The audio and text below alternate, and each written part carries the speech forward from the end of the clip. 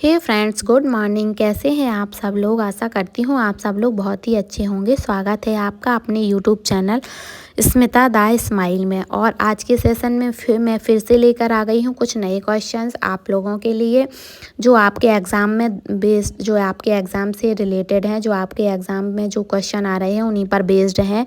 दोनों का कॉम्बिनेशन है, फैक्चुअल क्वेश्चन और कॉन्सेप्चुअल, तो दोनों का ही कॉम्बिनेशन बहुत ही अच्छा है। इस बार बहुत ही अच्छा पेपर आ रहा है, क्योंकि दोनों से ही टाइम मैनेज हो जाएगा बहुत ही अच्छे तरीके से। तो आपको बने रहना है, सेशन को ज्वाइन करना है और बढ़िया तरीके से क्वेश्चंस को सॉल्व करना है।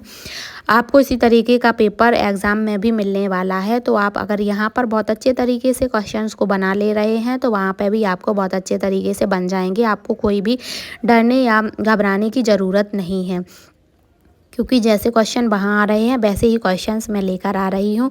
कुछ क्वेश्चन ऐसे हैं जो फैक्चुअल हैं और कुछ कॉन्सेप्चुअल हैं। तो चलिए सेशन को स्टार्ट करते हैं। आज के वीडियो में मैं सबसे पहले आपको ये बताना चाहती हूँ कि जब भी आप एग्ज़ाम देने जाएं तो ये बिल्कुल भी मत करें कि पूरी रात स्टडी करते रहें उसके बाद एग्ज़ाम देने जाएं। क्या होता है कि जब आपकी बॉडी को रेस्ट नहीं मिलेगा तो जब एग्ज़ाम टाइम में आप जाएंगे तो उसमें बहुत ही लेज़ी फील होगा आपको, और ऐसा लगेगा कि नींद आ रही है, सर भारी लग रहा है, इस तरीके का आपको लगेगा। तो आपको भरपूर नींद लेकर ही जाना है। एक दिन शाम को पहले से ही, जैसे कि आपका मान लो 30 को एग्ज़ाम है तो 29 की रात को आपको पढ़ाई बंद कर देनी है, शाम तक ही पढ़ाई करनी है। रात को बहुत ही आराम से नींद लेनी है। बढ़िया तरीके से नींद लेने के बाद ही आप एग्ज़ाम देने जाना, तो आपको अच्छा लगेगा। और जिसका फर्स्ट शिफ्ट में एग्ज़ाम है, हल्का फुल्का नाश्ता करके ही जाएं, ताकि इतना हैवी ना ब्रेकफास्ट मत करें कि क्या हो उसको वहाँ पर बहुत ही आलस टाइप का आए और वो एग्ज़ाम देने में आलसपन लगेगा। तो आप बिल्कुल भी अच्छे तरीके से एग्ज़ाम नहीं दे पाएंगे और आप जो परफॉर्म करना चाहते थे वैसा परफॉर्म नहीं कर पाएंगे। आपकी परफॉर्मेंस थोड़ा सा कम हो जाएगी। तो आप हल्का फुल्का नाश्ता करके जाएं। और जिनका एग्ज़ाम दोपहर की शिफ्ट में है यानी दूसरी शिफ्ट में है तो वो थोड़ा सा ज़्यादा मतलब कि जो ब्रेकफास्ट किया है, जो नाश्ता किया है, उससे थोड़ा सा ज़्यादा खाना ले लें, हल्का फुल्का खाना ले लें। यानी कि वो भरपेट एकदम दास के खाना मत खाइए आप लोग जो भी जाएंगे, क्योंकि दोपहर की शिफ्ट में तो 100% नींद आने के चांस बढ़ जाते हैं। तो खाइए, ऐसा भी मत करिए कि आप भूखे ही चले जाएं तो भी आपका मन नहीं लगेगा एग्ज़ाम देने में, और आप बिल्कुल खा के नहीं जाएंगे तो भी मन नहीं लगेगा, और खूब ज़्यादा खा लेंगे तो नींद आएगी। तो आप इतना खा के जाइए जितना से आपको ना तो भूख लगे और ना ही आपको नींद आए। मीडियम मील ले लीजिएगा आप, और उसके बाद एग्ज़ाम देने जाइएगा और भरपूर रेस्ट करके ही एग्ज़ाम देने जाइएगा, तो आपका माइंड फ्रेश रहेगा। ये मानते हैं कि डर तो लगा ही रहता है जब तक एग्ज़ाम कंप्लीट नहीं हो जाता और सबमिट नहीं कर देते, तब तक सबमिट करने में भी डर बना रहता है। बाकी आपको बहुत ही अच्छे तरीके से प्रिपेयर करके जाना है, ताकि वहाँ पे जो पढ़ लिया, जो प्रिपरेशन कर ली, वो तो ठीक ही है, पर अगर आप सही तरीके से परफॉर्म नहीं कर पाए तो वो किसी काम की नहीं रह जाएगी आपकी। तो ये मेरा आज की वीडियो में आपके लिए सजेशन था। अच्छा लगा हो तो फॉलो ज़रूर कर लीजिएगा। और मैं बताना चाहती हूँ आपको कि आप जब भी एग्ज़ाम देने जाएं तो प्रॉपर रेस्ट लेकर ही जाएं। आप अगर नींद में जाएंगे ना तो आपको या फिर आप सोएंगे नहीं तो आपको बहुत ही आपकी सिचुएशन बिगड़ जाएगी, और आप जितना अच्छा परफॉर्म कर पाना था आपको उतना नहीं कर पाएंगे। तो इसके लिए ही मैंने ये सजेशन दिया। चलिए अब सेशन को स्टार्ट करते हैं, और वैसे ही क्वेश्चंस जो एग्ज़ाम में आ रहे हैं उसी तरीके के क्वेश्चंस बनाते हैं और देखते हैं कि कैसे आप कितने क्वेश्चन बना पाते हैं।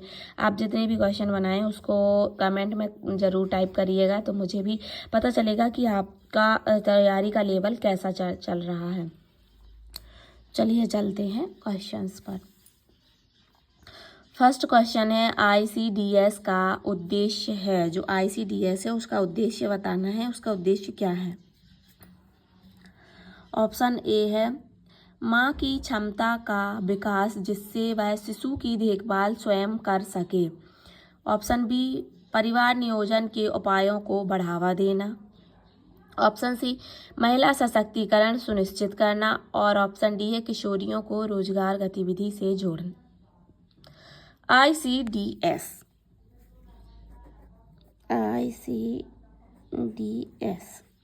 ICDS का पूछना है, बताना है कि क्या उद्देश्य होगा।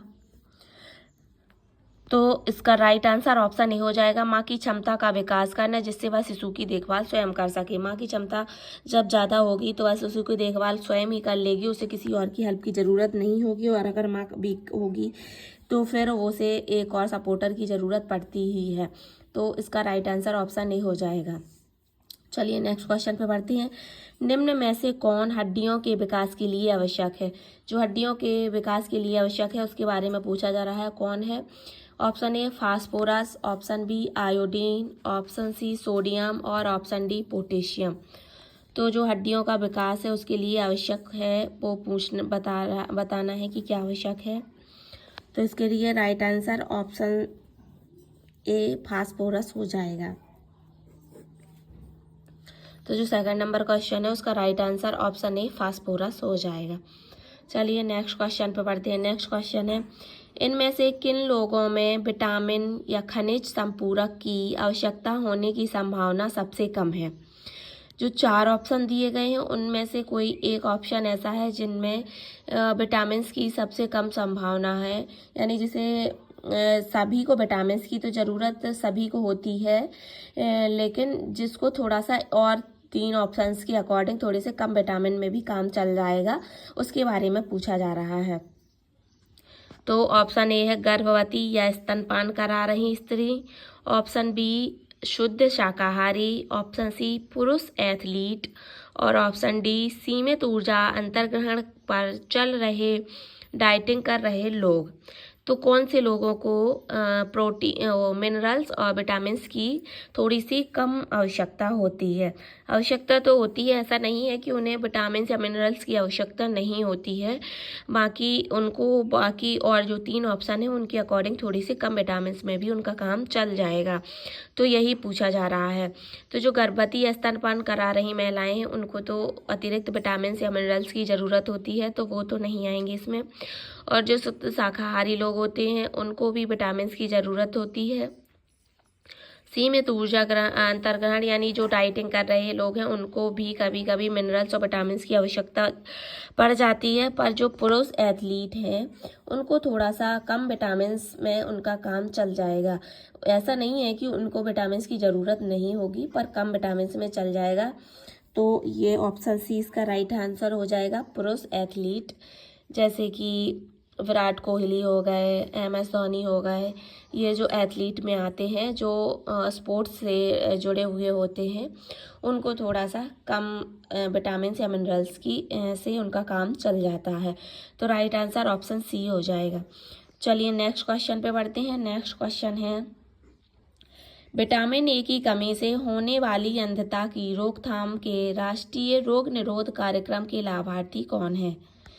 तो बताना है कि जो विटामिन ए की कमी से जो अंधता हो जाती है, यानी विटामिन ए की कमी से जो ब्लाइंडनेस होती है, उसके लिए जो कार्यक्रम चलाया गया है राष्ट्रीय रोग निरोध कार्यक्रम, उसका प्रॉफिट या लाभ कौन से लोग ले सकते हैं, ये पूछा जा रहा है।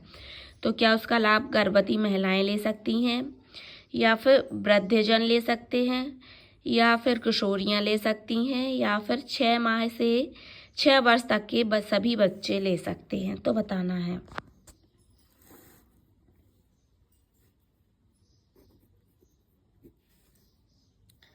तो बताना है कि जो विटामिन ए की कमी से जो ब्लाइंडनेस होती है उसके लिए, उसकी रोकथाम के लिए जो कार्यक्रम चलाया गया है राष्ट्रीय रोग निरोध कार्यक्रम, उसका लाभ लेने वाले जो व्यक्ति हैं उनमें 6 माह से 6 वर्ष तक के सभी बच्चों को शामिल किया जाता है। तो राइट आंसर ऑप्शन सी हो जाएगा, 6 माह से 6 वर्ष तक के सभी बच्चे। चलिए नेक्स्ट क्वेश्चन पे बढ़ते हैं। आज के सेशन में टाइम वेस्ट ना करते हुए फटाफट क्वेश्चंस और उनके आंसर करते हैं, और जो समझ पर आधारित प्रश्न हैं वो थोड़े से टाइम टेकन रहते हैं। तो उनके लिए क्या करना है आपको कि उनको 1 से 2 बार पहले पढ़ लेना है। आंसर टिक करने से पहले 2 बार, कम से कम 2 बार क्वेश्चंस को पढ़ना है। जो ऐसे क्वेश्चन हैं जो समझ पर आधारित हैं, जिनमें थोड़ा सा माइंड का यूज़ करना है। उनको कम से कम 2 बार क्वेश्चंस को पढ़ना है, तभी वो समझ में आएंगे। फटाफट से क्वेश्चन पढ़कर उनका आंसर बिल्कुल भी मत लगाइएगा। क्या होगा कि आप फटाफट से क्वेश्चन पढ़ेंगे और आंसर लगाएंगे तो शायद आप उतने अच्छे तरीके से नहीं समझ पाएंगे और आपका क्वेश्चन रॉन्ग होने का चांस बना रहेगा। क्या करना है आपको कि आपको एलिमिनेशन मेथड का इस्तेमाल करना है। इसमें एलिमिनेशन मेथड आप यूज़ करेंगे तो आपको समझ में आएगा कि ये ऑप्शन तो नहीं हो सकता और ये भी ऑप्शन नहीं हो सकता। बाकी जो 2 ऑप्शन बचेंगे उनमें आपको जो बेस्ट ऑप्शन लगेगा उसको टिक करना है। अधिकांशतः आपको जो क्या होता है 2 ऑप्शन में ही कन्फ्यूजन क्रिएट होती है, तो उनमें आपको बेस्ट ऑप्शन चूज़ करना है और थोड़ा सा टाइम लेकर ही क्वेश्चन को पढ़कर उसका आंसर लगाना है, तो आप अच्छे से कर पाएंगे। चलिए नेक्स्ट क्वेश्चन पढ़ते हैं। तीक्ष्ण दस्त में क्या करते हैं, किस कारण से तीक्ष्ण दस्त लगते हैं या उसमें क्या करते हैं, ये पूछा जा रहा है। तो एक नॉर्मल जो ये चारों ऑप्शन है वो दस्त से ही रिलेटेड हैं, डायरिया से ही रिलेटेड हैं। बाकी जो तीक्ष्ण दस्त हैं उनके बारे में आपको परफेक्ट आंसर बताना है। तो ऑप्शन ए है संदूषित भोजन एवं जल के माध्यम से जीवाणुओं और परजीवियों का संक्रमण हो जाता है, तभी तीक्ष्ण दस्त लगते हैं। या फिर पीएम को होता है और बी कॉम्प्लेक्स की कमी होती है तो तीक्ष्ण दस्त लगते हैं। या फिर सीलियक रोग में तीक्ष्ण दस्त लगते हैं। या फिर लैक्टोज असहायता में तीक्ष्ण दस्त लगते हैं। तो बताना है कि तीक्ष्ण दस्त का लगने का रीज़न क्या है। तो जो डायरिया का मेन रीज़न है वो खराब भोजन और जल के कारण ही होता है। जो दूषित भोजन हो या जल होता है उसी के माध्यम से जीवाणु और परजीवी संक्रमण करने लग जाते हैं। तो इसका राइट आंसर ऑप्शन ए हो जाएगा। तीक्ष्ण दस्त लगने का जो मेन रीज़न है वो है संदूषित भोजन एवं जल के माध्यम से जीवाणुओं और परजीवियों का संक्रमण हो जाना। चलिए नेक्स्ट क्वेश्चन पे बढ़ते हैं।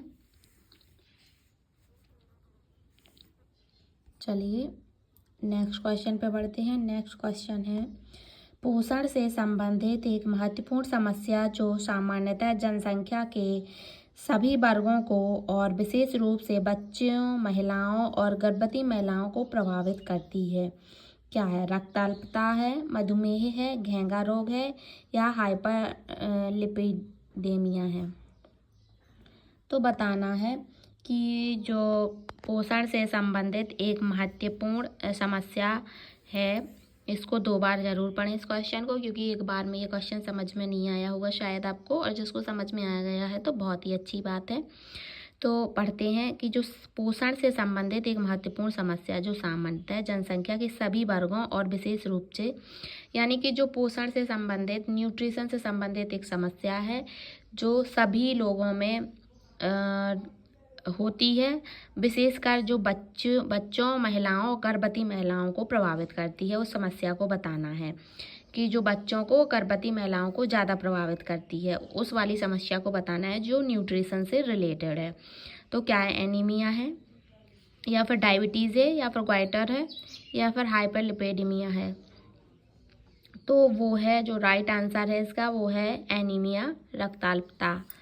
तो जो कि ज़्यादातर बच्चे और गर्भवती महिलाओं को ज़्यादा प्रभावित करती है, तो ऑप्शन ए राइट आंसर हो जाएगा।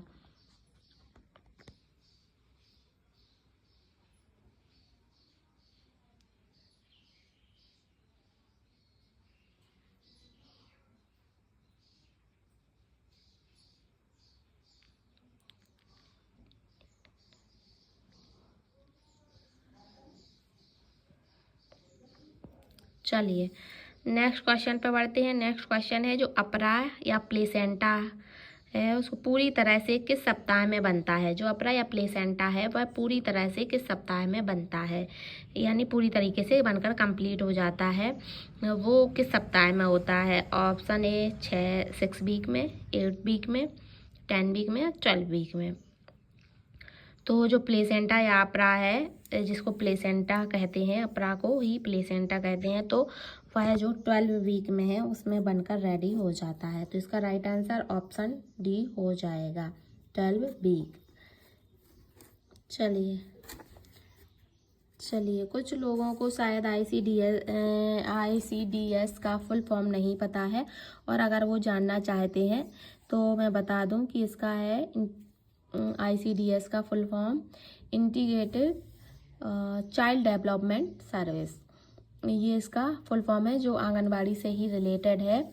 तो इसका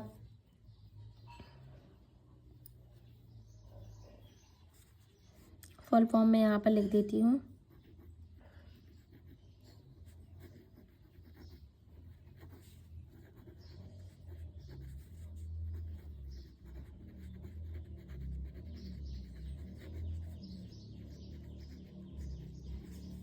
integrated child development service, ICDS का फुल फॉर्म हो जाएगा। तो इसी तरीके के जो क्वेश्चंस हैं आज के सेशन में, और भी क्वेश्चन हैं, पर ये लैंग्वेज बेस्ड क्वेश्चन है जो कि आपके एग्ज़ाम में आने की पूर्ण संभावना है। इसी तरीके के क्वेश्चन आपके एग्ज़ाम में आ रहे हैं, और इसी तरीके के आपको क्वेश्चन बनाना है और बढ़िया तरीके से इसका रिवीजन भी कर लेना है। तो क्या होगा कि आपकी जो वहाँ पर टाइमिंग है वो टाइमिंग भी कम लगेगी, क्योंकि आपको इस तरीके के क्वेश्चन पहले से ही डील कर चुके होंगे, और आपकी समझ भी विकसित होगी। आप टोटल इसमें आप अपने समझ पर ही क्वेश्चंस को बना लेंगे। ज़्यादातर क्वेश्चन ऐसे ही आ रहे हैं जो पढ़ने से ज़्यादा समझ पर आधारित है, और अगर आपने इनका डिटेल में पढ़ा है तभी आपको समझ भी विकसित होगी। तो इसी तरीके के क्वेश्चन मैं इसलिए लेकर आ रही हूँ आपको कि ताकि आप 2-4 बार इनको पढ़ेंगे तो आपकी जो थोड़ी बहुत कमी है वो भी यहीं पर सॉल्व हो जाएगी, और आप वहाँ एग्ज़ाम में कोई भी प्रॉब्लम को आपको डील नहीं करना पड़ेगा। तो चलिए बढ़ते हैं, सेशन को आगे बढ़ाते हैं और नेक्स्ट क्वेश्चन पर चलते हैं। चलिए, WIFS कार्यक्रम की शुरुआत कब हुई ये बताना है। ये सीधा फैक्चुअल क्वेश्चन है। ज़्यादातर क्वेश्चन कॉन्सेप्चुअल ही आ रहे हैं एग्जाम में, पर कुछ क्वेश्चन ऐसे हैं जो फैक्चुअल आ रहे हैं, जो टोटल रटने वाले क्वेश्चन एक बार रटे और बढ़िया से आंसर लगाया, तो बहुत ही अच्छा कॉम्बिनेशन है। क्या है कि जो कॉन्सेप्चुअल क्वेश्चन आ रहे हैं उनको पढ़ने में भी टाइम लग रहा है और समझने में भी टाइम लग रहा है, पर जो फैक्चुअल क्वेश्चन है उनको आसानी से एक बार पढ़ के तुरंत ही उसका आंसर लगा देंगे, तो उसमें टाइमिंग की बहुत ही कम ज़रूरत होगी, बहुत कम टाइम में वो सॉल्व हो जाएंगे, और जिनमें ज़्यादा टाइम लगेगा तो ऐसे ही कॉम्बिनेशन बन जाएगा। कुछ क्वेश्चन बड़े ही जल्दी सॉल्व हो जाएंगे, कुछ में थोड़ा सा टाइम लगेगा, तो दोनों का कॉम्बिनेशन बहुत ही अच्छा रहेगा।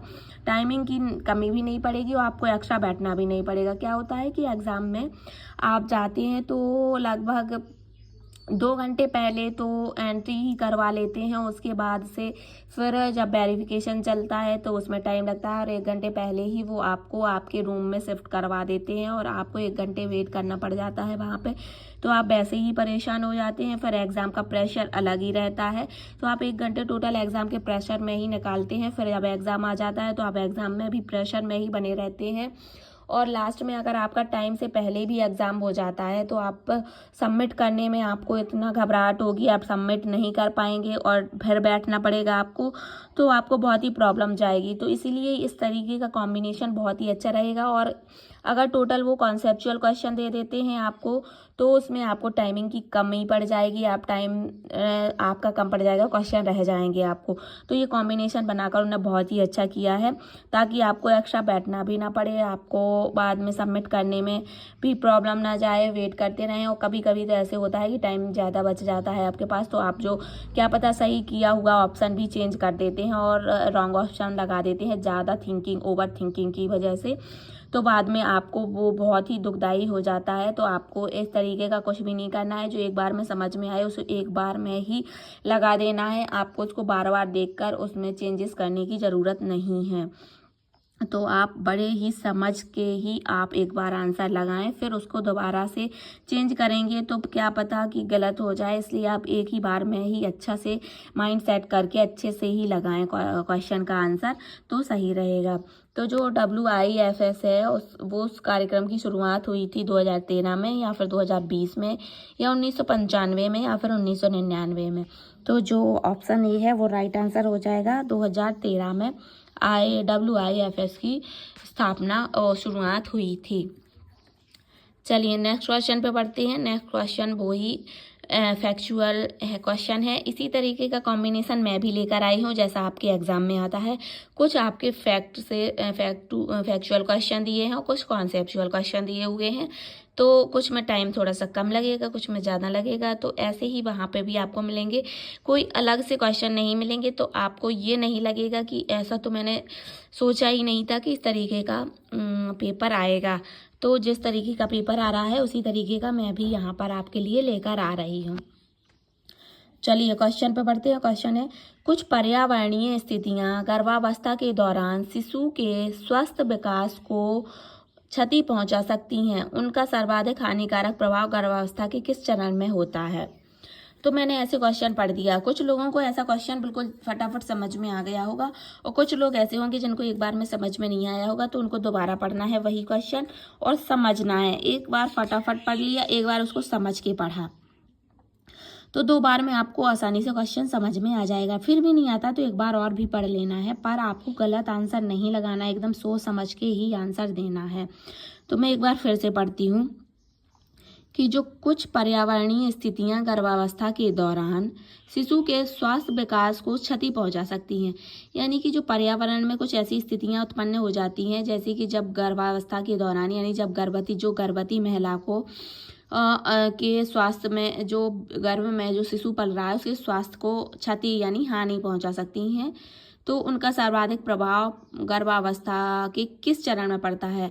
तो देखिए, ऐसा बुजुर्गों का भी मानना है और सभी का मानना है कि जब स्टार्टिंग का फर्स्ट ट्राइमेस्टर रहता है, जिसमें शिशु जो है भ्रूणावस्था या एम्ब्रियो में रहता है, उसमें थोड़ा सा हानि होने के चांसेस ज़्यादा रहते हैं और पर्यावरणीय स्थितियां उसमें हानि ज़्यादा पहुंचा सकती हैं। तो उसमें बहुत ही संभल कर रहना पड़ता है, बहुत ही अच्छे से और बहुत ही आराम से चीज़ों को टैकल करना पड़ता है। तो जो प्राइमरी स्टेज यानी जो फर्स्ट ट्राइमेस्टर रहता है उसमें ये ज़्यादा प्रॉब्लम्स आती हैं। कभी कभी तो गर्भावस्था में, जैसे कि मान लीजिए ग्रहण पड़ता है, तो उसमें गर्भवती महिला को बाहर निकलने नहीं दिया जाता है, या फिर ज़्यादा सर्दी के मौसम में बहुत ही संभल कर चलना पड़ता है। गर्मी के मौसम में भी खाने पीने पर भी बहुत ध्यान देना पड़ता है। पूरी प्रेगनेंसी टाइम में ही ये सब चीज़ें करनी पड़ती हैं। पर जो प्राइमरी पीरियड होता है, जो फर्स्ट ट्राइमेस्टर होता है, जिसमें शिशु भ्रूणावस्था में या फिर एम्ब्रॉयड में रहता है, उसमें ज़्यादा प्रॉब्लम्स जाती हैं, उसको बहुत ही संभल कर निकालना पड़ता है। तो वही इसका राइट आंसर हो जाएगा ऑप्शन सी, भ्रूणावस्था। तो जो पर्यावरणीय समस्याएं होती हैं वो भ्रूणावस्था को ज़्यादा क्षति पहुंचा सकती हैं। तो राइट आंसर ऑप्शन सी हो जाएगा। चलिए नेक्स्ट क्वेश्चन पे बढ़ते हैं। नेक्स्ट क्वेश्चन है, जो ताज़ा फलों या सब्जियों को गर्म करने या फिर सुखाने से आमतौर पर इनमें से कौन सा विटामिन जो आरंभ में उपस्थित था अधिकांशतः या पूरी तरह से नष्ट हो जाता है? तो देखिए, इसको मैं अच्छे से समझाती हूँ आपको कि जो फल होते हैं, जो ताज़ा फल या हरी सब्जियाँ, जो ताज़ी सब्जियाँ या फल लेकर आते हैं मार्केट से, उनको या तो गर्म करते हैं, जैसे पकाते हैं सब्जियों को तो वो गर्म हो जाती हैं, या फिर फलों को सुखा कर रखते हैं। तो वो आमतौर पर उनमें क्या होता है कि जो विटामिन जो ताज़ा फलों में या सब्जियों में रहता है वो बाद में थोड़ा कम हो जाता है या पूरी तरीके से ही कम हो जाता है, यानी कि वो नष्ट ही हो जाता है। तो उसको बताना है कि वह कौन सा विटामिन है जो गर्म करने पर या सुखाने पर नष्ट हो जाता है। तो क्या वो विटामिन ए है, या फिर विटामिन सी है, या फिर विटामिन डी है, या फिर ऑप्शन डी विटामिन ई है? तो बताना है कि वह कौन सा विटामिन है जो गर्म करने पर या सुखाने पर नष्ट हो जाता है, जो स्टार्टिंग में था, जो ताज़े फलों में या सब्जियों में रहता है, लेकिन गर्म करने या सुखाने के बाद नष्ट हो जाता है या थोड़ी बहुत मात्रा में रह जाता है। तो इसके लिए जो राइट आंसर है ऑप्शन बी है विटामिन सी। ऑप्शन बी है, लेकिन विटामिन सी है। जो विटामिन सी है वो गर्म करने पर या सुखाने पर या तो पूरी तरीके से नष्ट हो जाता है या फिर थोड़ा बहुत उसमें मात्रा रह जाती है। तो राइट आंसर ऑप्शन बी हो जाएगा। नेक्स्ट क्वेश्चन पर बढ़ते हैं, जो है भोजन और उसके घटकों शरीर के अंदर उनकी क्रियाओं, अंतर क्रियाओं तथा संतुलन, स्वास्थ्य एवं कुशलक्षेम के लिए उनके उपयोग के विज्ञान को खालिस्तान कहते हैं। अब ये क्वेश्चन ऐसा है जो शायद समझ में नहीं आया होगा मेरे अकॉर्डिंग। तो फिर इसको दोबारा पढ़ते हैं कि जो भोजन और उसके घटक हैं, शरीर के अंदर जो उनकी क्रियाएं, अंतर क्रियाएं हैं, उनका संतुलन, स्वस्थ और कुशल क्षेम के लिए, उनके उपयोग के लिए जो विज्ञान है वो कहते हैं। जो भोजन है वो शरीर के अंदर सही तरीके से संतुलित रहे और स्वस्थ रहे, उसके लिए जो विज्ञान बनाया गया है उसको क्या कहते हैं? पोषण कहते हैं, अवशोषण कहते हैं, पाचन कहते हैं या फिर उपयोगीकरण कहते हैं। तो जो भोजन ले रहा है व्यक्ति, उसके जो भोजन से जो घटक प्राप्त होते हैं, यानी जो मिनरल्स, विटामिन्स, प्रोटीन्स जो प्राप्त होता है, वो शरीर के अंदर यानी बॉडी के अंदर जो सही से अपना कार्य करे, सही से उसकी अंतर्क्रिया हो, शरीर में संतुलन बना रहे, शरीर स्वस्थ रहे, कुशल रहे। तो ऐसे जो भोजन का उपयोग किया जा रहा है उसको विज्ञान की लैंग्वेज में, साइंटिफिक लैंग्वेज में क्या कहते हैं, ये पूछा जा रहा है। आई होप अब आपको ये क्वेश्चन बहुत अच्छे तरीके से समझ गया होगा, में आ गया होगा। तो इसी तरीके से ये क्वेश्चंस को 2 से 3 बार पढ़ना है, जो ये कॉन्सेप्चुअल क्वेश्चन हैं उनको विशेषकर। और जो फैक्ट वाले क्वेश्चन है वो तो पढ़ के तुरंत ही समझ में आ जाएंगे। अगर आपसे बनते हैं तो वो फटाफट बन जाएंगे, और नहीं बनते हैं तो फिर बनते ही नहीं हैं। और फिर बाई चांस लक वाइज क्या होता है कि वो तुक्का लगाने में सही हो जाते हैं। बाकी जो कॉन्सेप्चुअल क्वेश्चन होते हैं वो समझ पर, अगर आपको समझ पर बेस्ड होते हैं, अगर आप समझ अच्छे तरीके से बना लेते हैं उस पर, तो आपसे वो बन जाते हैं। तो इसको जो साइंटिफिक लैंग्वेज है उसमें पोषण कहा जाता है या फिर न्यूट्रिशन कहते हैं। तो राइट आंसर ऑप्शन ए हो जाएगा, पोषण। चलिए नेक्स्ट क्वेश्चन पर बढ़ते हैं। नेक्स्ट क्वेश्चन है, गर्भावस्था प्रेरित रक्तचाप को खाली स्थान कहते हैं। गर्भावस्था में जो प्रेरित उच्च रक्तचाप है उसको क्या कहते हैं? रक्ताल्पता कहते हैं, कब्ज कहते हैं, सीने में जलन कहते हैं या एक्लेम्पसिया कहते हैं। तो जो हाई ब्लड प्रेशर है, गर्भावस्था में जो हाई ब्लड प्रेशर होता है उसको क्या कहते हैं ये बताना है।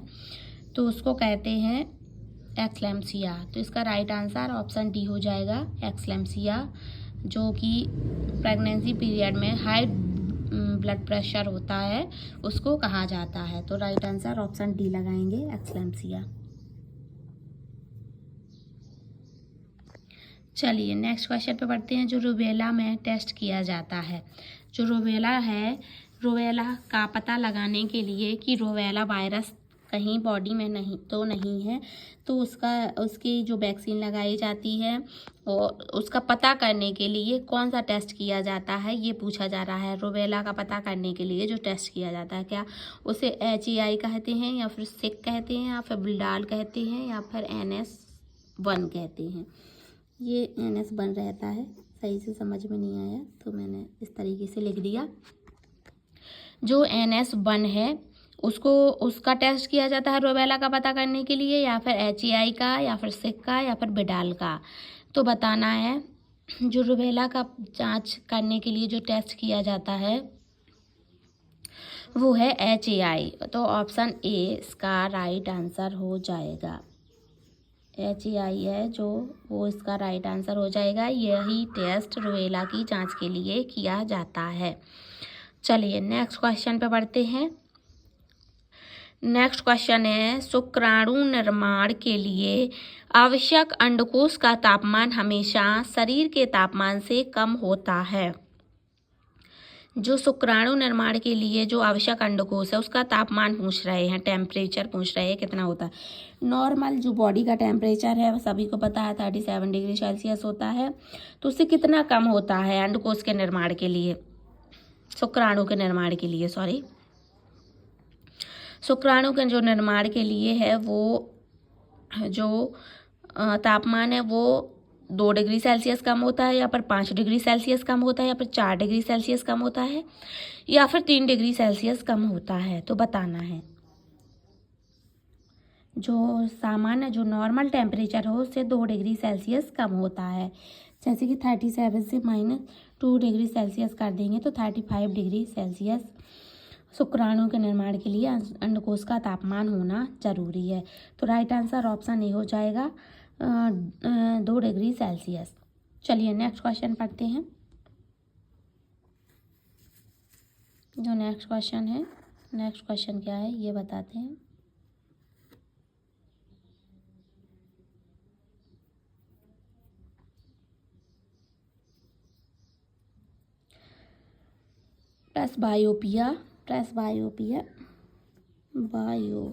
प्रेसबायोपिया या जरा दृष्टि दोष, जो जरा दूर दृष्टि दोष है, को निम्नलिखित में से किस प्रकाशीय लेंस द्वारा ठीक किया जा सकता है?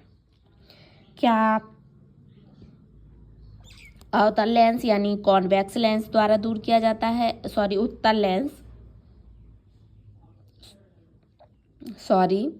जो जरा दूर दृष्टि दोष है या प्रेसबायोपिया है, तो उसको क्या उत्तल लेंस यानी कॉन्वेक्स लेंस द्वारा ठीक किया जा सकता है, या फिर अवतल लेंस कॉनकेव लेंस द्वारा दूर किया जा सकता है, या फिर द्विफॉक्सी लेंस जैसे बाईफोकल लेंस के द्वारा दूर किया जा सकता है, या फिर त्रिफॉक्सी लेंस ट्राईफोकल लेंस के द्वारा दूर किया जा सकता है? तो जो प्रेसबायोपिया है या फिर जरा दूर दृष्टि दोष है, उसमें दोनों ही दृष्टि दोष होते हैं, निकट और दूर दृष्टि दोष। उसका लेंस इस तरीके का बनता है, जैसे कि इस तरीके से नीचे उसमें दो लेंसों का इस्तेमाल किया जाता है, ऊपर अलग और नीचे अलग। तो जो ऊपर अलग रहता है और नीचे का पार्ट अलग रहता है, तो इसे बाईफोकस लेंस का यूज़ किया जाता है इसमें। तो इसमें निकट और दूर दृष्टि दोष दोनों का ही कॉम्बिनेशन रहता है। तो ये द्विफॉक्सी लेंस यानी बाईफोकल लेंस का यूज़ करके जो जरा दूर दृष्टि दोष है या प्रेसबायोपिया है, उसको दूर किया जा सकता है। तो राइट आंसर ऑप्शन सी हो जाएगा, द्विफॉक्सी लेंस या बाईफोकल लेंस का इस्तेमाल करते हैं। तो ऐसा था आज का सेशन को यहीं समाप्त करते हैं। क्वेश्चंस कैसे लगे हैं? दोनों का ही कॉम्बिनेशन है, जैसा कि एग्ज़ाम में फाइनल एग्ज़ाम में आ रहा है। कॉन्सेप्चुअल और फैक्चुअल दोनों ही क्वेश्चंस का कॉम्बिनेशन है। आपको अपनी थोड़ी सी समझ लगाकर बढ़िया तरीके से क्वेश्चन को डील करना है और आपके एग्ज़ाम में अच्छे ही मार्क आएंगे, ये मुझे पता है। जिसका भी क्वेश्चन एग्ज़ाम नेक्स्ट डे है उन सभी के लिए मेरी तरफ से ऑल द बेस्ट। बढ़िया से परफॉर्म करिए without any hesitation any tension. आपको जाना है बढ़िया से फ्रेश माइंड से और बढ़िया नींद प्रॉपर लेकर जाना है। आपको बढ़िया तरीके से नींद कंप्लीट करके जाना है। आपको जागते हुए बिल्कुल भी नहीं जाना है। एक रात का अच्छे तरीके से रेस्ट लेकर ही जाना है और बढ़िया तरीके से परफॉर्म करना है। और हाँ, सबसे इम्पोर्टेंट बात, जब भी आपका एग्ज़ाम कंप्लीट हो जाए तो आपको मैसेज करके कमेंट करके मुझे ज़रूर बताना है कि आपके कितने नंबर आए हैं, ताकि फाइनल जब एग्ज़ाम हो जाए कंप्लीट तो मैं थोड़ा सा आपके लिए एग्जैक्ट कट ऑफ लेकर आऊँ, कट ऑफ का वीडियो लेकर आऊँ। एक हद तक प्रॉपर ये तो नहीं कह सकती कि इतना ही जाएगा, बाकी अगर आप लोग मुझे मैसेज करके कमेंट करके बताएंगे कि आपके नंबर कितने कितने आ रहे हैं, तो उसके आधार पर मैं एक वीडियो आपको लेकर आऊँगी कट ऑफ का, कि कट ऑफ लगभग कितना जा सकता है। और बने रहिए, इसी तरीके की और भी वीडियो लेकर आती रहूँगी आप सबकी हेल्प करने के लिए, जितना भी मुझसे पॉसिबल हो पाएगा। तो चैनल पर नए हैं तो चैनल को सब्सक्राइब कर लें, बेल आइकन प्रेस करना बिल्कुल भी ना भूलें। नोटिफिकेशन आपको आएगा और आप तुरंत ही आप एक बार सेशन को ले लेंगे, क्वेश्चन सॉल्व कर लेंगे, फिर 1 से 2 बार आप रिवीजन करेंगे तो आपको बहुत अच्छी तरीके से क्वेश्चन को टैकल करना आ जाएगा। तो बने रहिए मेरे चैनल पर। सेशन पसंद आया है तो वीडियो को लाइक ज़रूर करिए, फ्रेंड्स के साथ शेयर करिए ताकि उनकी भी हेल्प हो सके। और जिनका एग्ज़ाम हो गया है, उनके फ्रेंड्स या फैमिली में कोई है जिनका एग्ज़ाम अभी बाकी है, तो उनके साथ तो ज़रूर से करिए और अपने और उनके दोनों के ही मार्क ज़रूर शेयर करिएगा मेरे साथ। तो मिलते हैं नेक्स्ट सेशन में, तब तक के लिए टेक केयर, बाय बाय। आप अपने स्वस्थ रहिए, मस्त रहिए, अपनी सेहत का ख्याल रखिए और पढ़ाई बढ़िया तरीके से करते रहिए। मिलते हैं नेक्स्ट सेशन में। Thank you for watching. जो भी क्वेश्चंस मैंने आप लोगों के साथ शेयर किए हैं वीडियो में, उसका फ़ोटो ये मैंने अटैच कर दिया है, तो आप इसका स्क्रीनशॉट लेकर बढ़िया से हार्ड कॉपी निकलवा लीजिए और फिर इसका रिवीजन करिए। मेरे अनुसार अगर आप हार्ड कॉपी से रिवीजन करते हैं तो आपको PDF की कोई ज़रूरत नहीं पड़ेगी। PDF सिर्फ फ़ोन में पड़ी रहती हैं, उसका दोबारा यूज़ नहीं कर पाते हो, हार्ड कॉपी कर लेते हैं।